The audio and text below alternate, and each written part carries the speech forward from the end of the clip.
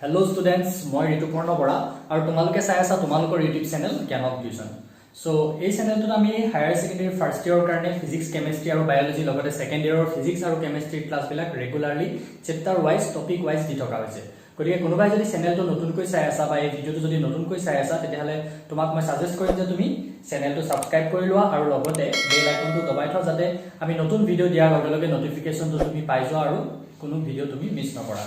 আৰু কোনোবাই যদি আগৰ পৰা ভিডিওবিলাক চাই আছা কিন্তু তথাপিও তোমালোকে ৰেগুলাৰলি চাব জনা নাই বা একাধিক্ৰমে ভিডিওবিলাক চাব জনা নাই তেওঁলোকৰ কাৰণে কিছুমান মই প্লেলিষ্ট বনাই থৈছো। তোমালোকে এনেদৰে চেনেলটোত গলে ভিডিওজ প্লেলিষ্ট এনেদৰে দেখিবলৈ পাবা আৰু তাত তোমালোকে যিকোনো এখন প্লেলিষ্ট যিকোনো এটা লেসনৰ যেতিয়া প্লেলিষ্টত যাবা তেতিয়া তুমি সেই লেসনটোৰ ভিডিওবিলাক চিৰিয়েলি একাধিক্ৰমে চাব পাৰিবা আৰু তেতিয়া বুজাত তোমাৰ সুবিধা হ'ব। সো লাষ্ট ক্লাছটো যিসকলে এটেন্ড কৰিছিলা তেওঁলোকে গম পোৱা যে আমি লাষ্ট ক্লাছত ডিসকাস কৰিছিলো নিউক্লিওফিলিক সাবস্টিটিউশন ৰিঅ্যাকচনৰ SN1 মেকানিজমটো। তো তাত কি হৈছিলে প্ৰথমতে কাৰ্বকেটায়ন এটা প্ৰডিউস হৈছিলে আৰু কাৰ্বকেটায়নটো কাহি নিউক্লিওফাইলটোৱে কি কৰিছিলে ষ্টেবল কৰি দিছিলে হয়নে। তো যদি চোৱা নাই ভিডিওটো তেতিয়াহলে তোমালোকে চাই লবা যিসকলে চোৱা নাই। আৰু আজি আমাৰ টপিকটো হ'ল ষ্টেৰিঅকেমিকেল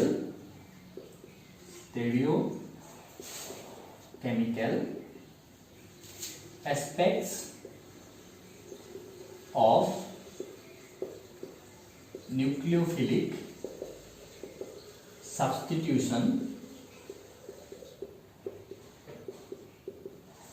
reactions. Stereochemical aspects of nucleophilic substitution reactions. এটা stereochemical aspects কি বস্তু হয় বুজিবৰ কাৰণে আমি কেইটামান টাৰ্ম তাৰ আগতীয়াকৈ জানিব লাগিব। কি টাৰ্ম আমি জানিব লাগিব? কিছুমান টাৰ্ম ধৰিলা এনেকুৱা টাৰ্ম কিছুমান অপটিক্যাল এক্টিভিটি, এটা বস্তু লিখিব নালাগে ৰবা। অপটিক্যাল এক্টিভিটি তাৰ পিছত তোমাৰ কাইৰেলিটি, ইনভাৰ্সন অফ কনফিগাৰেশন যেটো আমি SN2 মেকানিজমত পঢ়িছিলো, ইনভাৰ্সন, ৰিটেনশন অফ কনফিগাৰেশন। হে তেনেকুৱা শব্দ এনেকুৱা কিছুমান টাৰ্ম আমি এতিয়া আগতীয়াকে গম পাব লাগিব। সো এইবিলাক প্ৰথমতে এতিয়া আমি জানি লওঁ কি হয়নো অপটিক্যাল এক্টিভিটি নো কি হয়, কাইৰেলিটি কি হয়নো, ইনভাৰ্সন কি হয়, এই বস্তুবিলাক আমি এতিয়া প্ৰথমতে জানি ল'ব লাগিব। সো এতিয়া নৰমালি আমি অৰ্ডিনাৰি যিবিলাক লাইট, অৰ্ডিনাৰি লাইট মানে পোহৰৰ কথা কৈছো, অৰ্ডিনাৰি লাইট বিলাক যত ইলেক্ট্ৰমেগনেটিক ওয়েভ থাকে, এটা অৰ্ডিনাৰি light a beam of ordinary light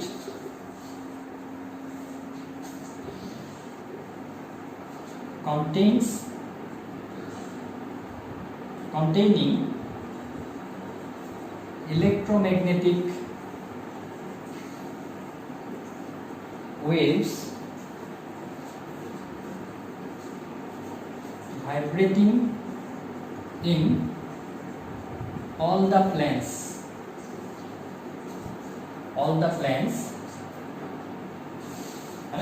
কি হ'ব এটা অৰ্ডিনাৰি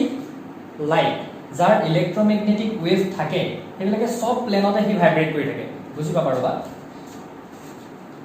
planes when passed through, যেতিয়া আমি তেনেকুৱা অৰ্ডিনাৰি লাইট এটা পাস থ্ৰু এ নিকেল প্ৰিজম এটাৰ মাজেদি যেতিয়া যাবলৈ দিম, it becomes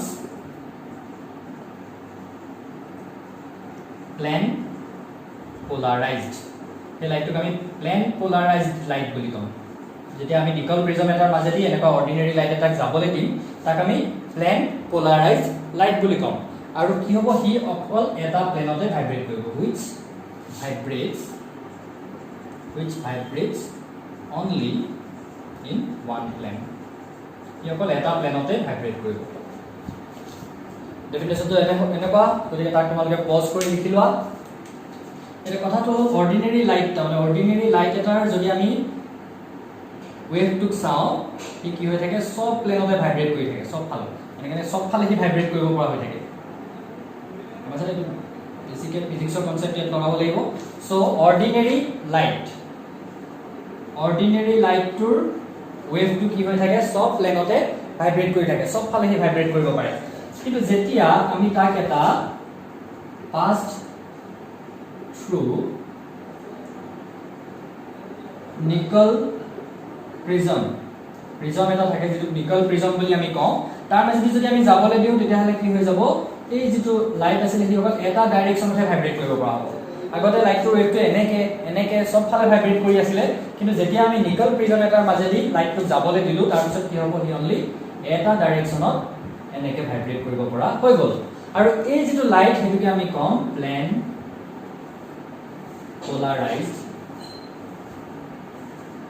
polarized light এই লাইটটো কম আমি প্লেন polarized light এতিয়া হে তেনেকুৱা প্লেন polarized light টো কি কৰিম আমি এটা যদি অৰ্গেনিক কম্পাউণ্ডৰ সলিউশন এটাৰ মাজেদি যাবলৈ দিও এটা সলিউশন যত অৰ্গেনিক কম্পাউণ্ড এটা থাকে তাৰ মাজেদি যদি আমি যাবলৈ দিও হে প্লেন polarized light টো আৰু হে প্লেন polarized light টো যদি এনেকে ৰাইটলে বা লেফটলে যদি এনেকে rotate হৈ যায় তেতিয়া হলে তাক আমি কম যদি একো নোহোৱাকে এনেকে পুনে পুনে পাৰ হৈ যায় তেতিয়া হলে একো নাই যদি হে লাইটটো এনেকে ৰাইট বা লেফটত ডিফ্লেক্ট হৈ যায় বা rotate কৰে তেতিয়া হলে আমি সেই যেটো কম্পাউণ্ড ইয়াত কিবা এটা আমি অৰ্গেনিক কম্পাউণ্ড যে লৈছো সেই অৰ্গেনিক কম্পাউণ্ডক আমি অপটিক্যালি এক্টিভ কম্পাউণ্ড বুলি কম তাৰমানে দা organic compounds which can rotate plane polarized light to left or right direction are called optically active compounds. Jetia organic compound एटाए organic compound which rotate plane polarized light মই এনেকে PPL বুলি লিখিছো তোমালোকে দিগলকে লিখিবা plane polarized light in right যদি right directionত এই plane polarized light to move কৰে তেতিয়া হলে হেতুক আমি কম are called dextrorotatory এই যিবিলাক কম্পাউণ্ডে plane polarized light to right directionত move কৰাব হেবিলাকক আমি কম dextrorotatory dextrorotatory বুলি কম আৰু হেবিলাকক আমি deform বুলি কম হেবিলাকক আমি deform বুলি কম বা হেহঁতক আমি প্লাস সাইন দি বুজাম plus sign organic compounds which rotate the plane polarized light in right direction by right are called dextrorotatory যেবিলাক আমি deform বুলি কম বা হেবিলাক আমি প্লাস সাইন দি বুজাম তেনেকুৱা কম্পাউণ্ড বিলাক আৰু যিবিলাক অৰ্গেনিক কম্পাউণ্ডে rotate কৰাব লেফটত যিবিলাকে rotate কৰাব হেবিলাক আমি কম levorotatory levorotatory আৰু হিহঁতক আমি L ফৰ্মত থকা বুলি কম আৰু হিহঁতক আমি মাইনাস চিন দি বুজাম সো এতিয়ালৈকে আমি কি কথা গম পালো যে অৰ্ডিনাৰি যিবিলাক লাইট থাকে ইলেক্ট্ৰমেগনেটিক তাত থকা ইলেক্ট্ৰমেগনেটিক ওয়েভ বিলাক কি হয় সব ডাইৰেকশনতে মুভ কৰিব পাৰে ভাইব্ৰেট কৰিব পাৰে কিন্তু যেতিয়া আমি হিহঁতক এটা নিকল প্ৰিজমৰ মাজেদি যাবলৈ দিও তেতিয়া কি হৈ যায় কি এটা প্লেন পোলাৰাইজড লাইটলে কনভাৰ্ট হৈ যায় মানে আৰু সেই প্লেন পোলাৰাইজড লাইটটো কি হয় ভাইব্ৰেচন অকল এটা ডাইৰেকশনতে হ'ব পাৰে আৰু তেনেকুৱা এটা প্লেন পোলাৰাইজড লাইট আমি যদি অৰ্গেনিক কম্পাউণ্ড এটাৰ সলিউশন এটাৰ মাজেদি যাবলৈ দিও আৰু হি যদি সেই সলিউশনটোৱে যদি সেই লাইটটো ডিফ্লেক্ট কৰে ৰাইটত বা লেফটত rotate কৰে বা ডিফ্লেক্ট কৰে তেতিয়া হলে হেতুক আমি কি বুলি কম সেই কম্পাউণ্ডকে অপটিক্যালি এক্টিভ কম্পাউণ্ড বুলি কম আৰু সেই অপটিক্যালি এক্টিভ কম্পাউণ্ড বিলাকৰ যিবিলাক কম্পাউণ্ডে সেই লাইটটোক ৰাইটত মুভ কৰায় হেবিলাকক আমি ডেক্সট্ৰৰটেটৰী বুলি কম আৰু হিহঁতক ডিফৰ্ম বুলি কম লগতে পজিটিভ চিন দি বুজাম আৰু যিবিলাকে লেফটত rotate কৰে হেবিলাক আমি লেভৰটেটৰী বুলি কম আৰু হিহঁতক মাইনাস চিন দি বুজাম L ফৰ্ম বুলি কম হেতু সো অপটিক্যালি এক্টিভ মানে কি হয় হেতু আমি গম পাই গলো এতিয়া ঠিক আছে নেক্সট আমি পইণ্টটো পঢ়িম কাইৰেলিটি বুলি আমি নেক্সট টপিকটো পঢ়িব লাগিব এটা কাইৰেলিটি হল an object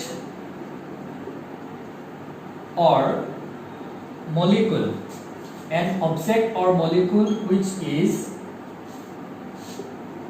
not superimposable on its mirror image are called chiral molecules. Are called chiral. বা বস্তু কথা কৈছ নহয় এখানে মলিকুল বুলি কোৱা নাই অবজেক্ট হ'ব পাৰে হি মলিকুল হ'ব পাৰে যিবিলাক কি হয় তাৰ মিৰৰ ইমেজৰ মাজত কি হয় মই বুজাই দিম ভালকে chiral বুলি কোৱা হয় and this phenomenon আৰু এই প্ৰক্ৰিয়াটো কি বুলি কোৱা হয় is called chirality. এতিয়া বস্তুটো কি হয় চাই লওঁ এতিয়া কেনেকুৱা বস্তুবিলাক হ'ব মোৰ এই হাতখনৰ এতিয়া এই হাতখন ইয়াত যদি এখন আইনা মই থৈ দিওঁ মাজত মিৰৰ এখন এতিয়া কি হ'ব তাৰ ৰিফ্লেকশ্যনটো কেনেকুৱা হ'ব এই হাতখনৰ নিচিনা হ'ব হয় এতিয়া এই ইয়াৰ ৰিফ্লেকশ্যনটোক মই দাঙি আনি যদি ইয়াৰ ওপৰত বহাই দিওঁ একদম খাই পৰিব যাব নপৰে না বেলেগ দেখা যাব এইফালে কেৰা আঙুলিটো ওপৰত এইফালে বুঢ়া আঙুলিটো পৰিছে সৰু আঙুলিটো ওপৰত এইফালে বুঢ়া আঙুলিটো এইফালে বুঢ়া আঙুলিটোৰ ওপৰত এইফালে কেৰা আঙুলিটো পৰিছে একদম মিলি পৰিছে জানো নাই পৰা গতিকে তেনেকুৱা বস্তুবিলাক যিবিলাকৰ মিৰৰ ইমেজটো ইয়াৰ ওপৰত কমপ্লিটলি সুপাৰ ইম্প'জ নহয় তেনেকুৱা বস্তুবিলাকক আমি কি বুলি ক'ম কাইৰেল বুলি ক'ম আৰু সেই যিটো প্ৰক্ৰিয়া সেই প্ৰক্ৰিয়াটোক আমি কি বুলি ক'ম কাইৰেলিটি বুলি ক'ম সো ইয়াৰ আমি ফৰ এক্সাম্পল কি বুলি ক'ব পাৰো human hands for example human hands মানুহৰ হাত কিখন কি হয় কাইৰেল বস্তু হয় হিউমেন হেণ্ডছ সো কাইৰেলিটি বস্তুটো হ'ল সেইটোই সো এতিয়া কিবা এটা বস্তু আমি একাইৰেল বুলি ক'লে কি বুজিম কাইৰেলিটি মানে বুজিলো যে ই সুপাৰ ইম্পজিবল নহয় গতিকে এতিয়া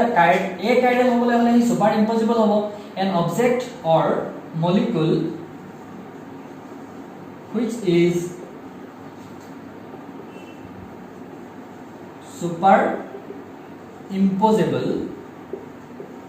on its mirror image are called achiral. তেনেকুৱা বস্তুবিলাক যিবিলাক কি হ'ব কমপ্লিটলি ইটোৰ ওপৰত ইটো সুপাৰ ইম্পজিবল হৈ যাব সেইবিলাক আমি কি বুলি ক'ম একাইৰেল বুলি ক'ম সাপোজ এনেকুৱা কি গ্লাছ গিলা ওয়াইনৰ গ্লাছ বিলাক যে এটো যেনিবা গ্লাছ এটা মই লৈছো আৰু ইয়াৰ মাজত এখন মিৰৰ মই থৈ দিছো তাৰ ইমেজটো কেনেকুৱা হ'ব তাৰ ইমেজটো একে ধৰণে নহ'ব জানো কিবা পাৰ্থক্য থাকিব জানো তাত মানুহৰ হাতখনৰ নিচিনা নাথাকে গতিকে ইয়াক যদি মই ইয়াৰ ইমেজটো নি ইয়াৰ ওপৰত বহাই দিওঁ কমপ্লিটলি ইম্প'জ হৈ যাব এনেকুৱা বস্তুবিলাকক আমি কি বুলি ক'ম একাইৰেল বুলি ক'ম হয়নে the objects which are superimposable on its mirror image are called achiral and the objects which are non superimposable on their mirror images are called chiral and that phenomenon is called chirality হলে এখিনি বস্তু এটা আমি বস্তুৰ কথা কলো বাৰু সেই বস্তুবিলাক আমি কাইৰেল বুলি কম কিন্তু মলিকুলৰ ক্ষেত্ৰত সেইবিলাকৰ কাৰণে আৰু এটা নাম আছে আৰু সেই ফেনোমেনাটো আৰু এটা বেলেগ নামও দিয়া হয় গম পাইছানে তো আমি এনেকৈ ক'ব পাৰো এটো কম আমি enantiomers and enantiomerism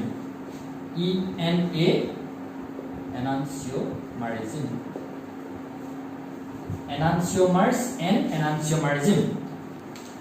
এটো আমি এনেদৰে ক'ব পাৰো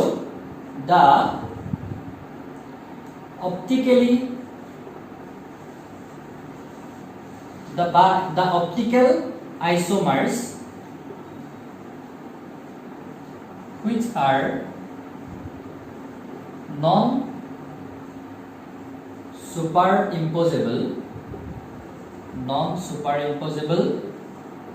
on their mirror images but on their mirror image are called enantiomers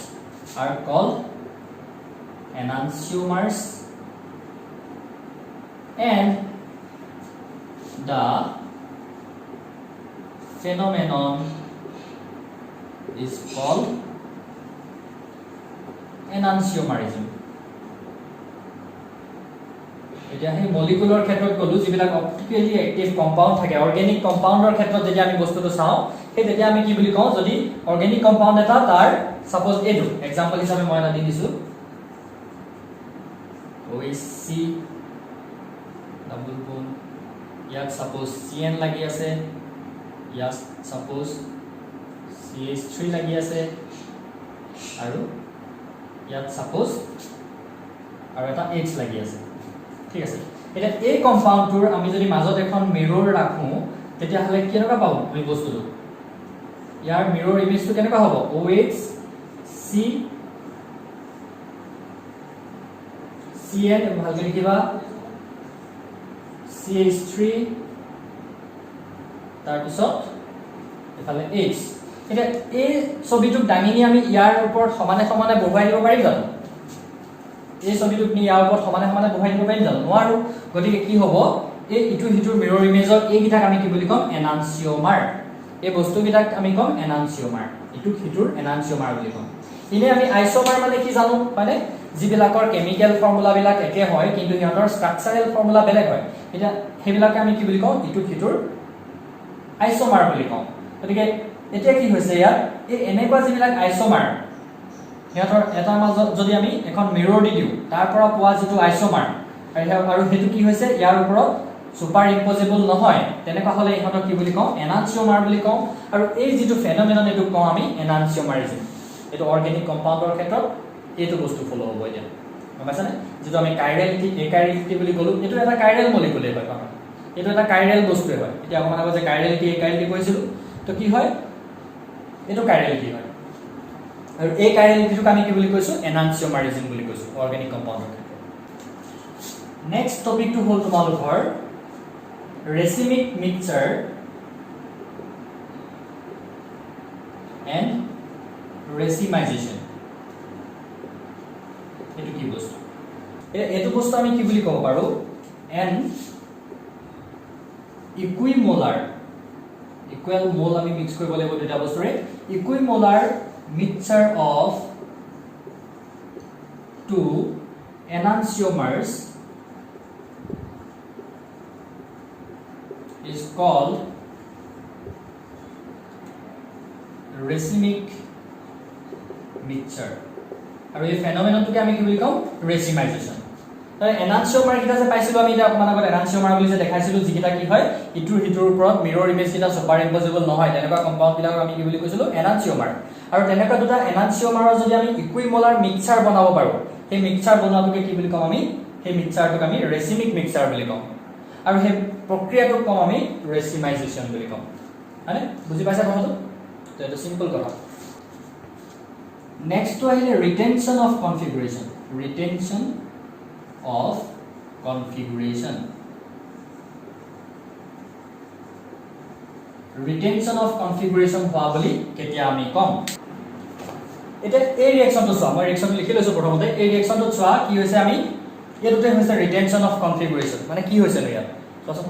কনফিগুৰেশন মানে মই কি কৈছিলো এটা বস্তু স্পেচত আমি যেতিয়া ইমাজিন কৰো এনেকা কম্পাউন্ড এটা বা মলিকুল এটা কিটোক আমি কি বুলি কওঁ তাৰ কনফিগুৰেশন বুলি কওঁ এতিয়া এটো কি হৈছে ৰিটেনশন অফ কনফিগুৰেশন এটো ক্ষেত্ৰতে হৈছে ৰিটেনশন অফ কনফিগুৰেশন হৈছে ইয়াত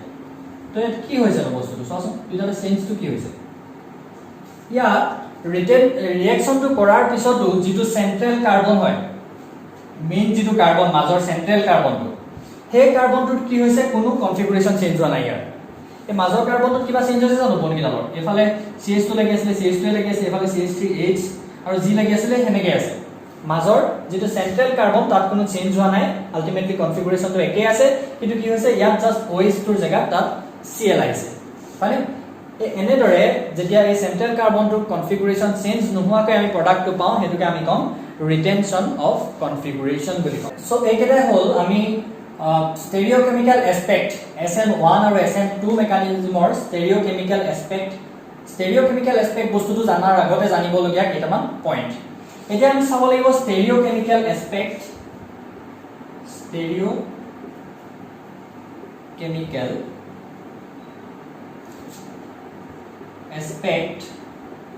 of SN2 mechanism SN2 mechanism of stereochemistry কি চেঞ্জ হৈছে এটা SN2 মেকানিজমৰ আমি ৰিঅ্যাকশনটো SN2 ৰিঅ্যাকশনটোৰ মেকানিজমটো চাওঁতে আমি কি দেখিছিলো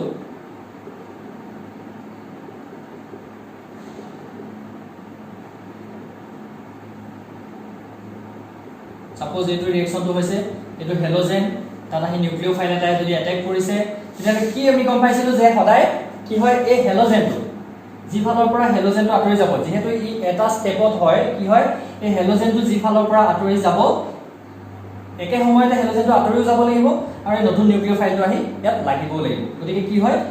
ইয়াত এইটো সাইডৰ পৰা নিউক্লিওফাইলটোৱে অ্যাটাক কৰিব কোনো পদ্ধতি নোৱাৰে গতিকে নিউক্লিওফাইলটোৱে কোন ফালৰ পৰা অ্যাটাক কৰিব যি ফালৰ পৰা হেলোজেনটো আঁতৰি যাব তাৰ বেক সাইডৰ পৰা অ্যাটাক কৰিব সদায় বেক সাইডৰ পৰা গতিকে ইয়াত বেক সাইডৰ পৰা অ্যাটাক যিটো সময় কৰি থাকে আৰু তাত আমাৰ কি হয় এটা ট্ৰানজিশন ষ্টেট আহে আমি আগতে যেতিয়া মেকানিজমটো দেখাইছিলো তেতিয়া মই এনেকৈ দেখাইছিলো তোমালোকক এনেকুৱা তাত এটা ট্ৰানজিশন ষ্টেট থাকে আমি আগতে দেখালো দেখাইছো এনেকৈ ট্ৰানজিশন ষ্টেট এটা থাকে তাতে কি হয় এফালৰ পৰা হেলোজেনটো আঁতৰিও যাবলগীয়া হয় এফালে নিউক্লিওফাইলটো লাগিও থাকে আৰু এনেকুৱা ষ্টেটটোকে আমি ট্ৰানজিশন ষ্টেট বুলি কওঁ আৰু এই সময়খিনিতে কি হয় এফালৰ পৰা যেহেতু আহি নিউক্লিওফাইলটো লাগিছে গতিকে এফালে যিখিনি ইলেক্ট্ৰন ক্লাউড আছে এই যিবিলাক লাগি আছে ইয়াত গ্ৰুপবিলাক ইহঁতৰটো ইলেক্ট্ৰন থাকে মানে ইহঁতক কি হয় সেই যিটো কমাবলগীয়া নিউক্লিওফাইল তাৰ ইলেক্ট্ৰনবিলাকে লাহে লাহে ঠেলি থাকে পুশ কৰে আৰু পুশ কৰাৰ কাৰণে কি হয় এই গ্ৰুপকেইটা ক্ৰমান্বয়ে কি নিজে এটেকটো নিউক্লিওফাইলটোৱে কৰিছে এইটো ফালৰ পৰা আৰু লগতে কি কৰিছে এফালে থকা গ্ৰুপকেইটা সিফালে লাহে লাহে আহি ঠেলিও আছে গতিকে সেইকাৰণে কি হয় ইয়াত যিটো আমি প্ৰডাক্ট পাওঁ প্ৰডাক্টটো এনেকুৱা হৈ যায় এইকেইটা বাকীকেইটা একে তুমি মিৰৰ ইমেজ নিচিনাকৈ আঁকি দিলে হৈ গ'ল এইটো ডাৰ্ক কৰিব লাগিব C2H5 তাৰপিছত কি হৈ যায় এফালে জাষ্ট আহি নিউক্লিওফাইলটো লাগি যায় মানে কমপ্লিটলি কি হৈ যায় এই যিটো কনফিগাৰেশ্যন আছিলে সি ইনভাৰ্স হৈ যায় লুটি খাই যায় সেইটো কাৰণে ইয়াত কি হয় এইটো ইনভাৰ্সন অফ কনফিগাৰেশ্যন হয় আমাৰ এইটো ষ্টেৰিঅকেমিকেল এস্পেক্ট যেটো আমি পঢ়ি আছিলো যে ইনভাৰ্সন অফ কনফিগাৰেশ্যন এইটো এটা কি হয় ষ্টেৰিঅকেমিকেল এস্পেক্টে হয় সো ইয়াত আলটিমেটলি ইয়াত যদি এটা মানে মাইনাস আছিলে তেতিয়া হলে ইয়াৰ ইটো গৈ পিনি কি হৈ যায় প্লাস বুঝানে এটো যদি মাইনাস হয় তেতিয়া হলে ইয়াৰ এটো প্লাস হ'ব তাহলে এটো যদি প্লাস থাকিলে হেতেন এটো তেতিয়া হলে মাইনাস হলে তাৰমানে কনভাৰ্ট হৈ যায় পুৰা ইনভাৰ্স হৈ গৈছে কনফিগাৰেশ্যনটো কি হৈছে পুৰা ইনভাৰ্স হৈ গৈছে আকৌ যদি আমি ষ্টেৰিঅকেমিকেল এস্পেক্ট এতিয়া SN1 মেকানিজমটো চাওঁ SN1 মেকানিজমটো কি হয় SN1 মেকানিজমটো যেটো প্ৰথম স্টেপ থাকে প্ৰথম স্টেপটো কি হয় এটা কাৰ্বকেটায়ন প্ৰডিউস হয় এটা কাৰ্বকেটায়ন প্ৰডিউস হয় মানে কাৰ্বকেটায়ন এটা প্ৰডিউস হয় কাৰ্বকেটায়নটো এটা এনেকুৱা ফৰ্মত থাকিব ঠিক আছে এনেকৈ আছে CH3 এটা লাগি আছে সাপোজ এফালে আকৌ এটা CH3 লাগি আছে এফালে সাপোজ C2H5 লাগি আছে আৰু এইটো হ'ল এটা কাৰ্বকেটায়ন তো এই বস্তুটোক আমি এটা প্লেনাৰ ফৰ্মত ভাবিব পাৰো কাৰ্বকেটায়ন এটা ফৰ্ম হৈ লৈছে প্ৰথমতে কি হল ইয়াত যেটো হেলোজেন আছিলে হেলোজেনটো কমপ্লিটলি আঁতৰি গ'ল মানে আগৰ কি হৈছিল হেলোজেনটো লাগিয়া আছিল সেইকাৰণে নতুনকৈ আহিবলগীয়া নিউক্লিওফাইলটো কি হৈছিল হেলোজেনটোৰ ফালৰ পৰা সোমাব পৰা নাছিল কিন্তু ইয়াত কি হৈছে কমপ্লিটলি হেলোজেনটো আঁতৰি গ'ল গতিকে যেটো নিউক্লিওফাইল থাকে এই নিউক্লিওফাইলটোৱে কি কৰিব পাৰিব ফ্ৰন্ট সাইডৰ পৰাও এটেক কৰিব পাৰিব বা বেক সাইডৰ পৰা যিকোনো এটা ফালৰ পৰা কি কৰিব পাৰিব নিউক্লিওফাইলটো ইয়াত এটেক কৰিব পাৰিব কথাটো বুজি পাইছানে আগৰটো যিহেতু হেলোজেনটো আছিল তাত হেলোজেনটো প্ৰেজেন্ট থাকুতেই নিউক্লিওফাইলটো লাগিবলগীয়া হৈছিল এই ফালৰ পৰা গতিকে কি হৈছিল নিউক্লিওফাইলটো বেক সাইডৰ পৰা এটেক কৰিছিল কিন্তু ইয়াত যেহেতু কাৰ্বকেটায়নটো প্ৰডিউস হৈ লৈছে আৰু তাত দুই ফালৰ পৰা এটেক কৰিব পৰা পসিবিলিটি আছে এটো ফ্ৰন্ট সাইড এটেক কৰিব পৰা এটেক আছে তাৰ পসিবিলিটি আছে কিন্তু বেক সাইডৰ পৰা এটেক কৰিব পৰাও তাৰ পসিবিলিটি আছে গতিকে ইয়াত কি হ'ব এতিয়া আমি কি বুলি পাইছিলো যে যদি দুটা এনানসিয়মাৰৰ মিক্স প্ৰডাক্ট আমি পাওঁ মানে ইয়াতৰ দুইটা পসিবিলিটি আছে আমি যেটা ইনভাৰ্স হৈ বুলি প্ৰডাক্ট পাইছিলো ইয়াত দুইটা প্ৰডাক্ট হোৱাৰ পসিবিলিটি আছে মানে এনেকুৱা ধৰণৰ প্ৰডাক্ট এটা হ'ব পাৰে CH3 ঠিক আছে না CH3 C2H5 আৰু ইয়াত আহি নিউক্লিওফাইল লাগিব এই এনেকুৱা প্ৰডাক্ট এটা হ'ব পাৰে বা এই প্ৰডাক্টটো এনেকুৱা ধৰণৰ হ'ব পাৰে NU2 ইফালে লাগিলে CH3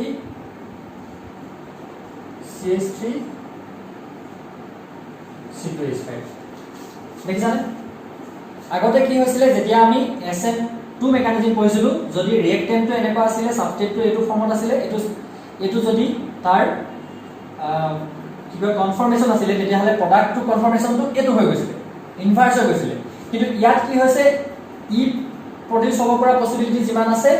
ই প্ৰডিউস হ'ব পৰা পসিবিলিটিও সমানে আছে গতিকে এই যিবিলাক SN1 মেকানিজম তাত কি বুলি কোৱা হয় তাত ৰেচিমিক মিক্সচাৰ প্ৰডিউস হোৱা বুলি কোৱা হয় ইয়াৰ যদি এটা মাইনাস প্ৰডিউস হৈছে এটা প্লাস টু প্ৰডিউস হ'ব পৰা পসিবিলিটিও কি আছে সমান আছে SN1 মেকানিজম সো স্টেৰিঅকেমিক্যাল এসপেক্ট হ'ল হেতুৱে